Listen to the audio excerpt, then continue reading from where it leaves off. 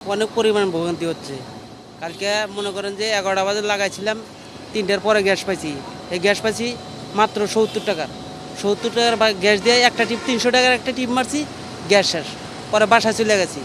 অহন আবার আইসি গ্যাসের লেগে 9টার দিকে লাগাইছি।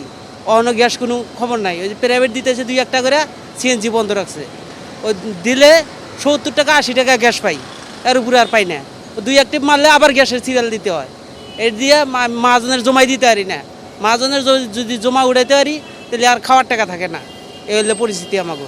এমন ভোগান্তি আমার যে গাড়ির বয়স আমি দেখি নেই। মনে করেন যে 9টা বাজে এক জায়গায় লাগাইছি, 27 টাকার গ্যাস ঢুকছে। 27 টাকার গ্যাস দিয়ে আমি 2 টিপ মারছি, অন্ত গাড়ি বন্ধ।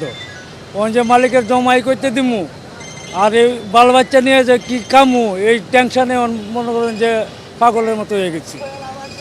কি বলার আর কিছু নাই। মনে করেন যে এত ভোগান্তি মানে বলার বাহিরে। এটা কেমনে সংশোধন হইব যে এটাই হলো সবচেয়ে বড়